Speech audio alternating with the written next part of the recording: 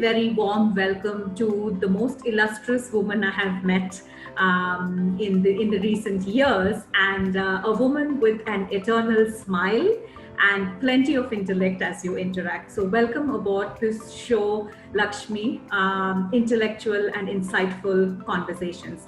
It's a delight to be hosting you. And in the next few minutes, I really hope to take away a lot of insights from your vast experience multiculturally. Thank you, Meena, for inviting me. I look forward to our conversation. Thank you so much. Thank you so much. So, just jumping right in, my first question to you is: you have hosted a lot of Ink talks in India, and tell me more about it. Yeah. So, this journey started about 10 years ago because I felt that the stories coming from India have been told by someone else.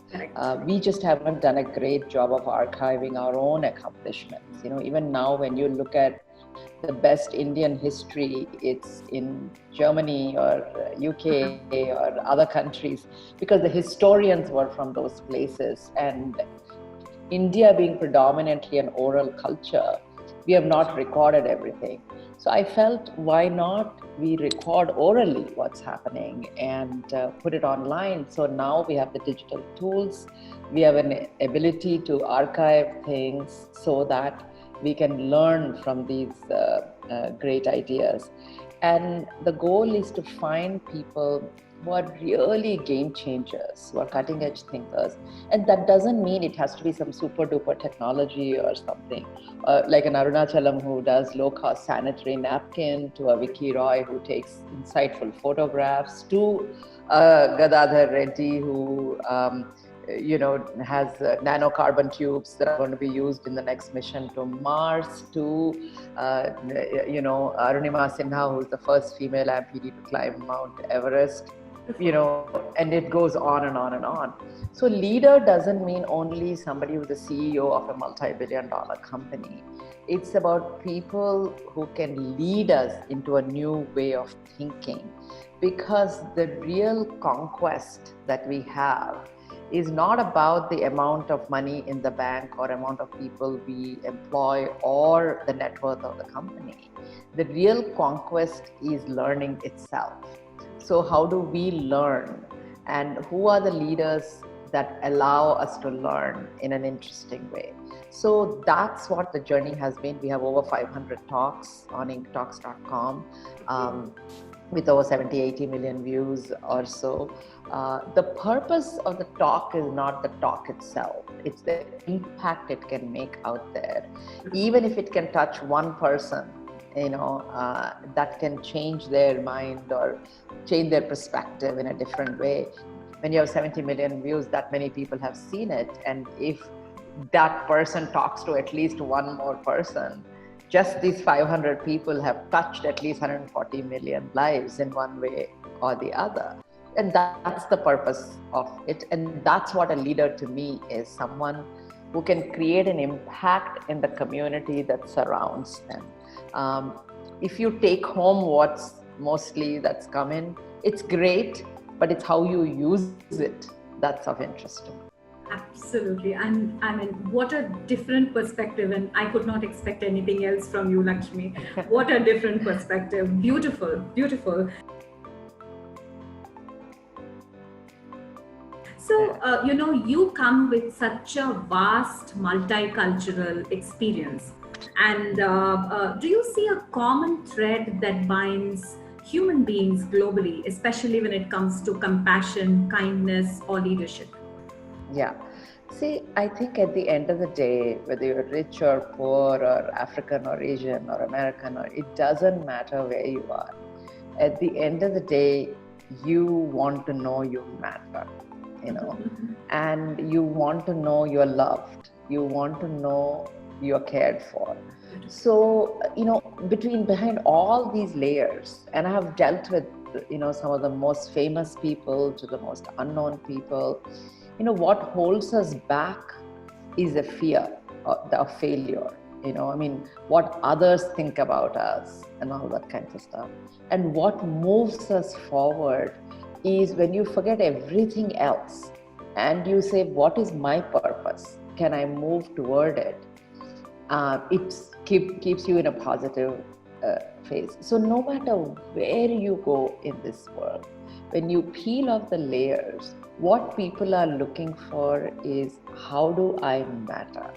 What difference can I make at a very, very fundamental level? Even if you take the most villainous person, somebody who might have killed hundreds of people or whatever, there are two things. Either it's a chemical imbalance, there's just nothing you can do about it. You just have it and you need the right help to take care of it. And I don't even want to go into how terrible we are about treating mental illnesses in this world. Absolutely. But the point is, it's either chemical or they have not experienced what it means to be cared for or to be given a responsibility where they feel they matter, So I met this woman, I'm forgetting the name, she's from Calcutta, and she's a dancer, and she goes to jails and teaches people how to dance. Wow. And so she has an amazing story of this young boy she met.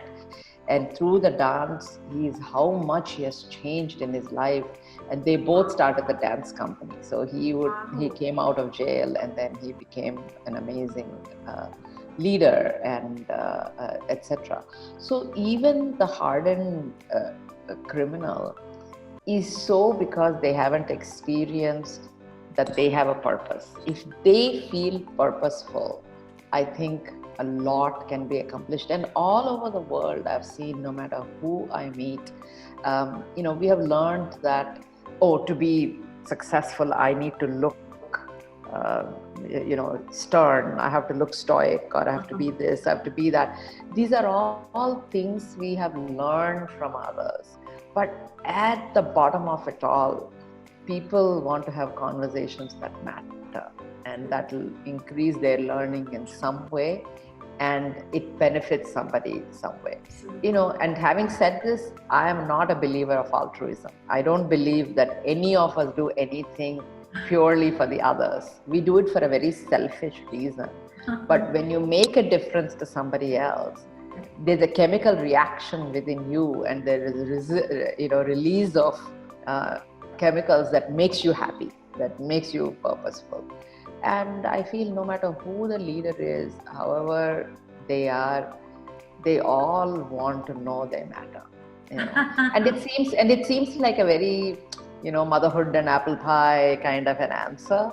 And we may be successful only in 10% of the cases to peel the layers and get to the person within. Yes. But if you can at all, that's what you find. It's just that we have learned for years how to, build up the muck, and sometimes it's impossible to peel it all off. But if you can, it's so beautiful what you find inside.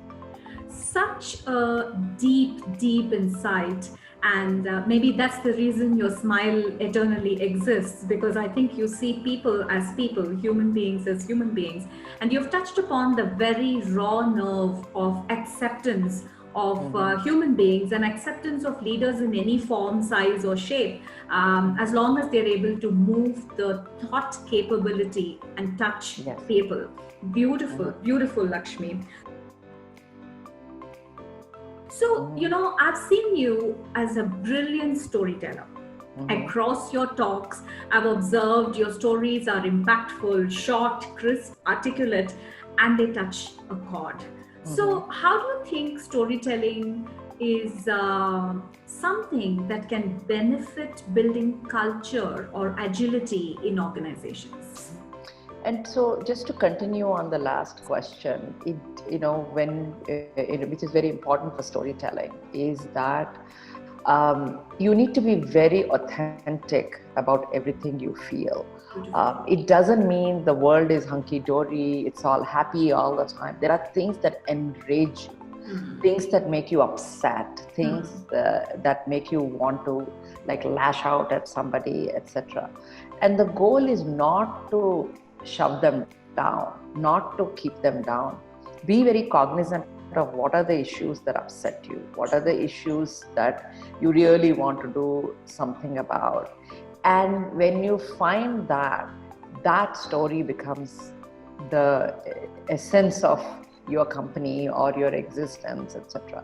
Most of the companies have started because the founders felt a need, either personal, or they saw something that they wish they could have done, or they wanted to prove somebody wrong. It's a very personal reason why things start. I mean, if you take, for example, Phanindra Sama, who started Redbus, he wanted to go home, couldn't find a bus ticket, didn't know how to get the bus ticket, and then he was stuck. So he just sat home and figured out, how do you solve this problem?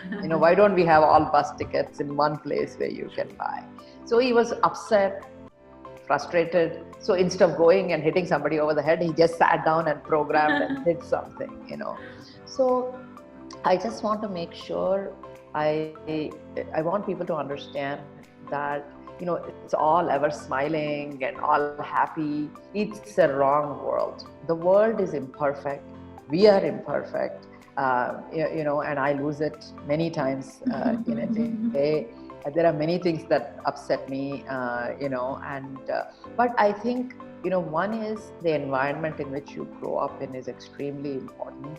That I have had a father who always saw the best in people, even the biggest loser who's walking by, according to the, society, he would find one good thing in that person and say that, oh, that person dances very well, or he talks very well, or he's read a lot, whatever, And the second thing is the environment you are in when you are at workplace. When you work with people who are smarter than you, and the environment encourages you to think differently, take chances, etc.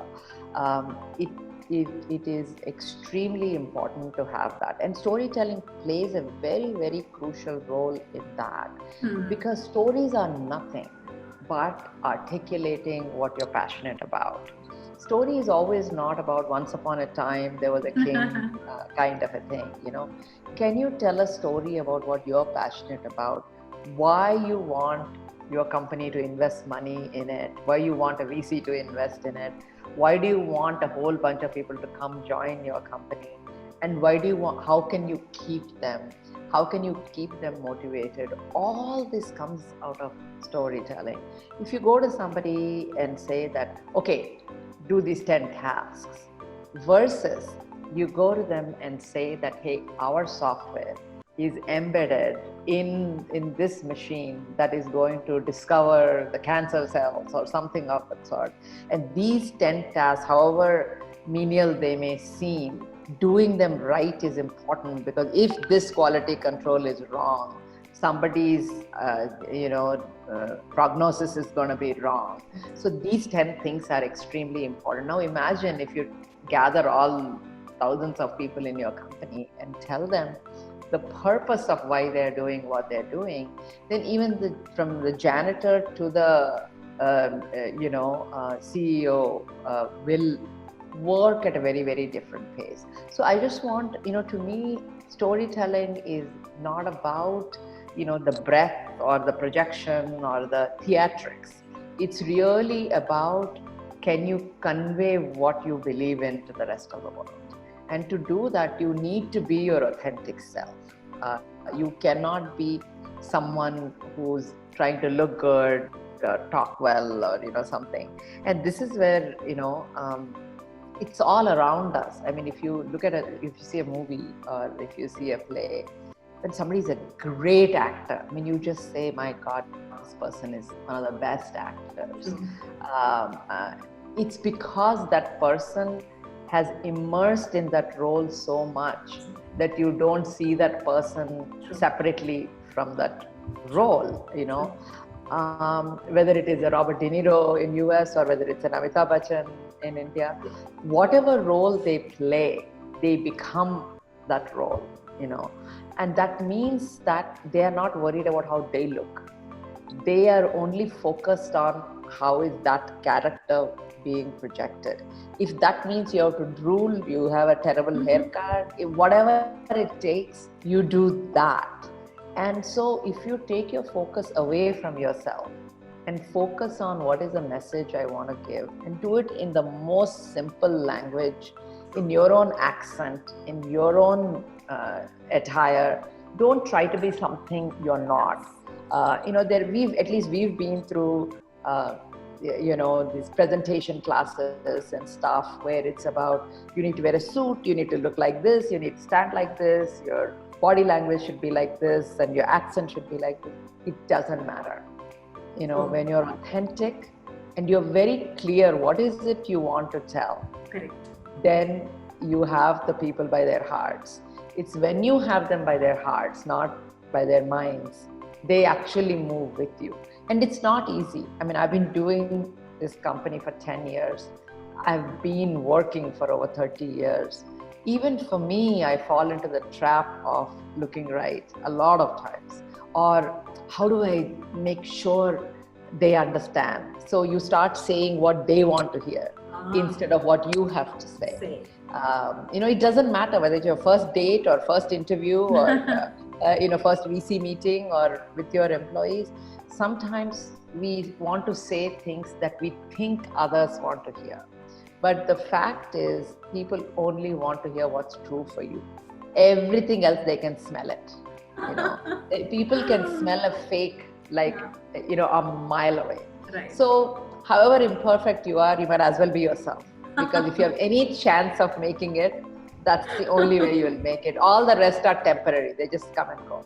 So that's why storytelling is all about being authentic. And that's why I'm really passionate about Inc. is dedicated to working with businesses about how do you shift that mindset within the company. I mean, today, corporations are the biggest economies. You know, there are at least, you know, if you look at Fortune 500 companies, most of them are larger than many countries in this world. Okay, so when there is 10,000 people, 100,000 people in one location, if you can make an impact there, the ripple effect is really, really huge. So I think it's extremely important for organizations to understand storytelling as a way to bring the authentic selves out of the team, and not about looking good or sounding right. Absolutely. I mean, brilliant. So I heard you talk a lot of authenticity. I heard you speak about purpose. I heard you speak from the heart. So both in terms of your message and the way you spoke came from your heart. So thank you so much for that.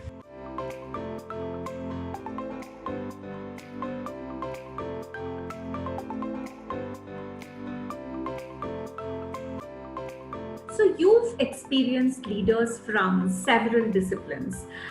You've been interacting with a few who are, like you said, completely different, from dancers to theater people to activists to corporate leaders as well. So do you see an interdisciplinary learning that emerges for an individual with such interactions? And does this help someone in their leadership journey? Yeah. See, I just think interdisciplinary approach to world. I'm sorry. I think that interdisciplinary approach to dealing with things is the most instinctive thing in our body. I mean, just look at our body. Okay. I mean, just look at the five senses. Forget the rest of the things, right? A sight versus sound versus smell versus touch versus all these things. How different are they? You know, I mean, the way the skin reacts, and there are people who are PhDs in just skin. There is so much to learn about it. How does it react versus how does our sense of smell work? I mean, they are like the minutest components that are in our body that make it tick. And what does it take? I mean, just if you go to an ophthalmologist and they've spent 20 years learning just how the eye works. It's the body. If you think about it, I mean, each organ has been studied for 20 years, 30 years. Brain, though, we haven't even started understanding it, right? And here we are every day, moving, walking, whatever we are doing, with so many minute parts, like billion minute parts that are working in tandem, that are as different as can be. Even if one of them stops working, there is something missing in our body. Forget the five senses. Even if it is your digestive system that's not working for a day, or the bleeding that doesn't stop, or even little things like that can be fatal. So think about how we are made. We are made with many different parts that are moving in tandem. If we don't understand how to use our eye, how to use our ears, or how to use our tongue, if we don't know how to use it properly, it gives us negative results. So similarly, it's the same thing in the world also. An interdisciplinary approach to solving any problem is the most intuitive thing. It's just that for the last 200 years, we had an industrial economy, and probably it was necessary at that time, but I question it in a lot of ways, where we have gone to specialization so much that we've taken out the humanity in running an organization. We said, okay, to assemble this car, all you do is fit the doorknob, and all you do is paint the dispatch of the door. And so we have reduced people to machines, where we have made them stop to think. So to get back to today, we are in a very creative economy where things are changing so fast that you need to work with very different people to solve any problem, because you don't have the time to become an expert at it yourself. By the time you become an expert, it's gone already. So you have to reinvent yourself very fast, surround yourself by people who complement you, and create collective solutions. It's not about the winner takes it all. It's about, can we all come together and share it? So it's in a very different world we are operating. And if we bring the old world values to it, either we continue destroying the world the way we have in the last 200 years, or we perish. Because right now, what's happening with COVID-19 is the nature telling us who's the boss. Okay. So, I mean, in the last 3 months, the way the environment has changed has been unbelievable. What we have done in the last 200 years, literally, if we continue like this in the next 2 years, it's going to go back to where it was, probably. So nature is ultimately the boss. 1,000 years, even 1,000,000 years is nothing in the time clock of the universe. Ken Lakawara is an amazing writer, and then he's a paleontologist. So he opened our conference a couple of years ago, and then he said, look, if you think of the world as a 24-hour clock, in the 23-hour last possible fraction of a second is when human beings were born. That's the time scale, right? So you want to mess up, you're going to be wiped out. So it's just a matter of, nature doesn't care. So you better be careful. So if we want to sustain, if we want to survive, we have to have an interdisciplinary approach, and we have to care for multiple things. For the last 200 years, the way we behaved is that let my company move forward. If there is some pollution caused, it's okay. I will take care of it later. When I make my $1 billion, I'll spend some $10 to clean up my front yard, forgetting how much I have polluted the oceans or the air or anything of that sort. So today there's a lot of things that need to be corrected, because the cost of any product does not carry the true cost of pollution.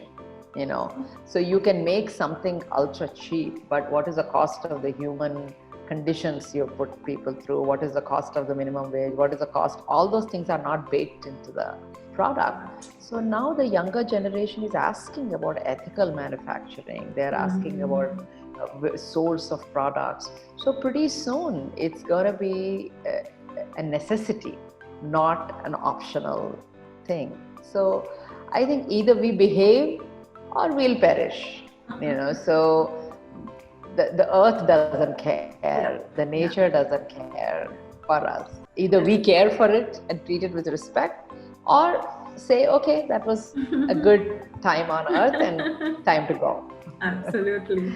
So I think beautiful. You brought in aspects of nature, but what I could really sense and read is the quantum of self-awareness that you are bringing in this conversation is becoming more and more evident as I hear you talk about the multi-disciplines that you're exposed to. Wonderful. And I think nature did make us hit the pause button finally. For us to step back, fold our hands and say, well, you just can't do anything about it now. So fantastic.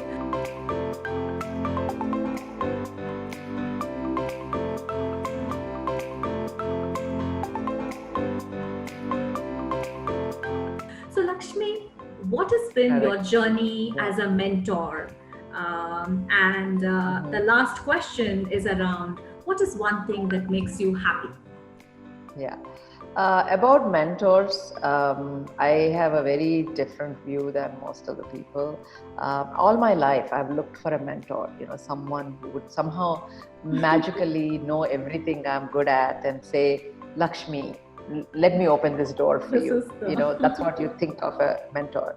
And, I met Kamran Elahian, who's my great friend now, and he's completely changed my idea of a mentor.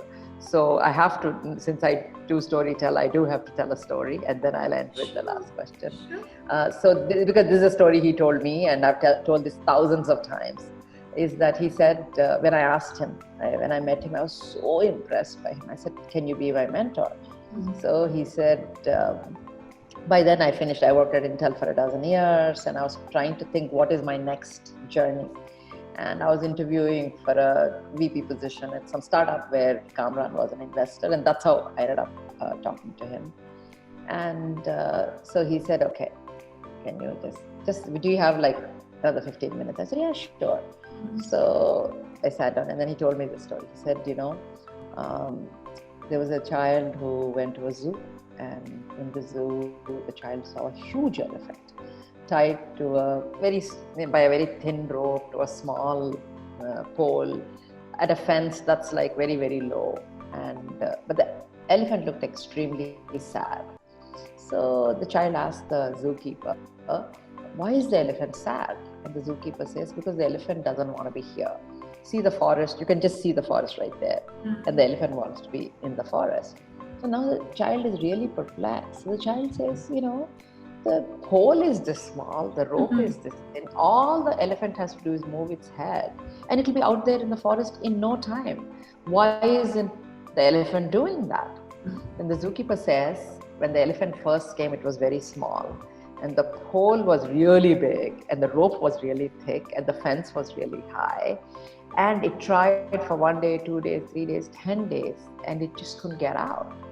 And it just resigned itself that it can't get out.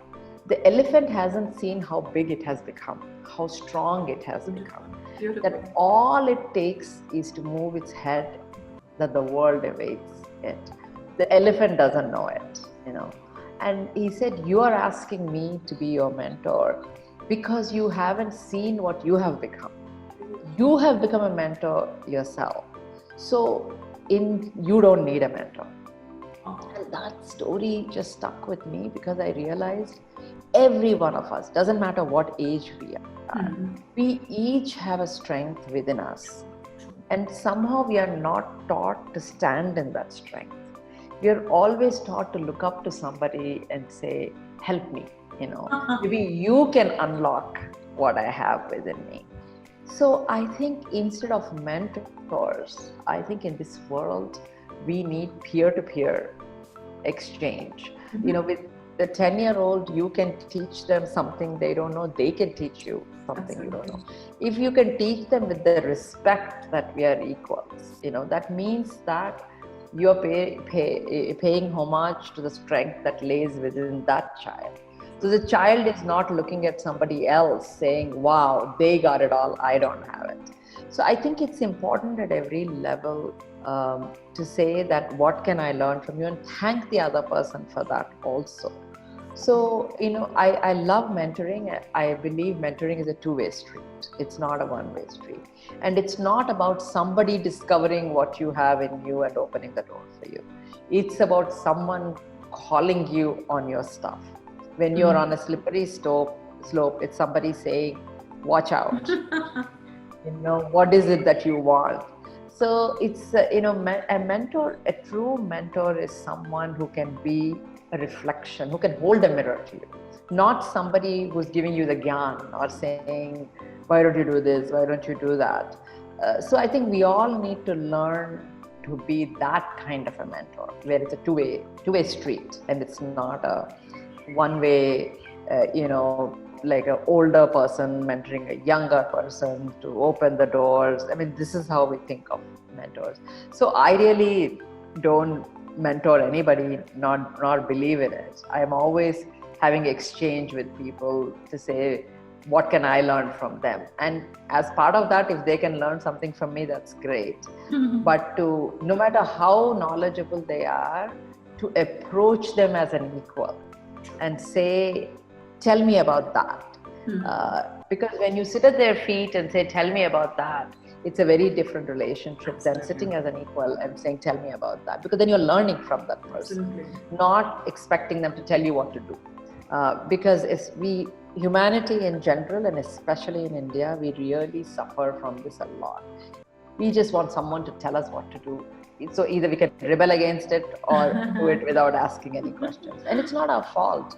We've been subject to an education system that took away any reasoning. It's about you listen and you repeat. There is no questions asked. So we need to teach ourselves how to be, self-powered. You're powerful on your own, and how can you stand in that? Then you can question everything, every role that you play. You question it and you do what's right, and not just what everybody is expecting.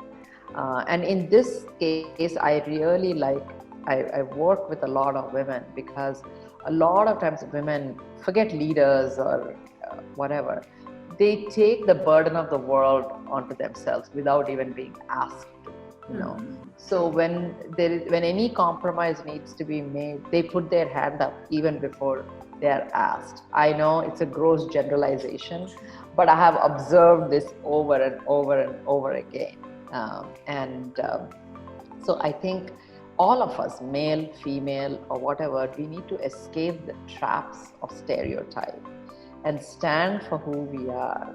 And that only comes by lateral mentoring, by just exposing yourself to a lot of people, learning from. When you're learning, just listen, and then take it in, and then be yourself. Then the other person gets something from you. So that's what is my take on mentorship.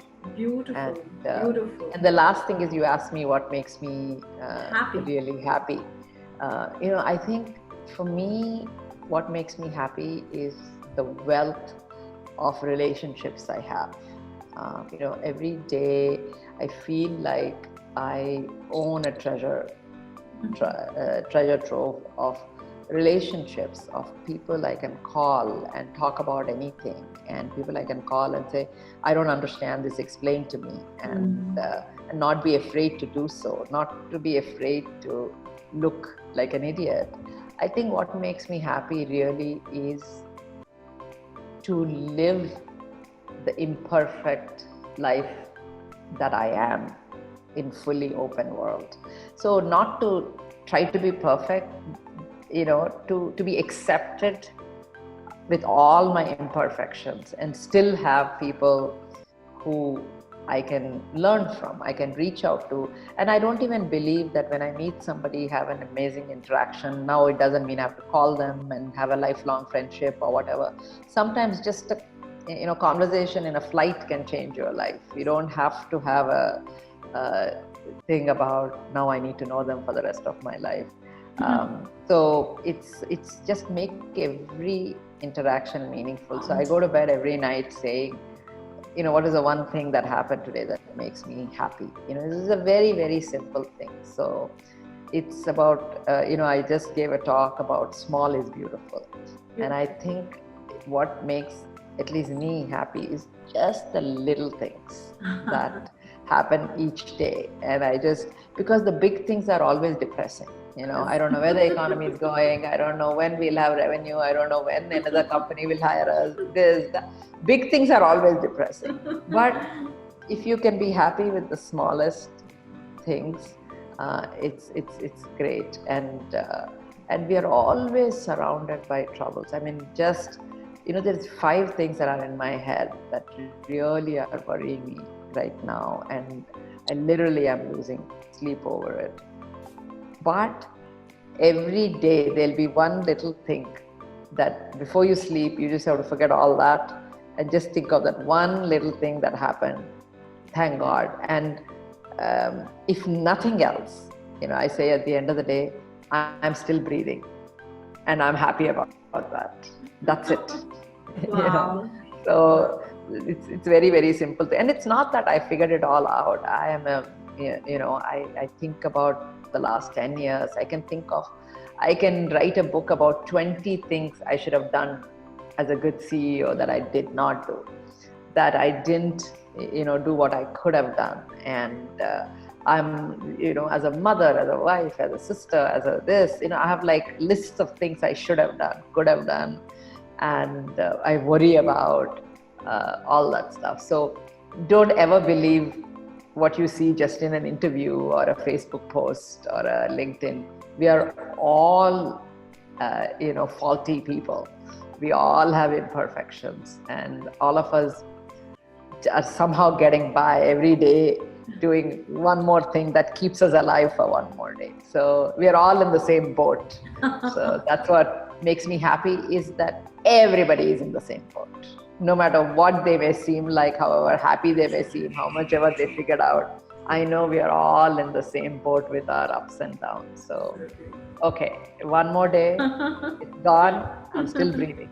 It's good enough. Beautiful, beautiful. Yeah.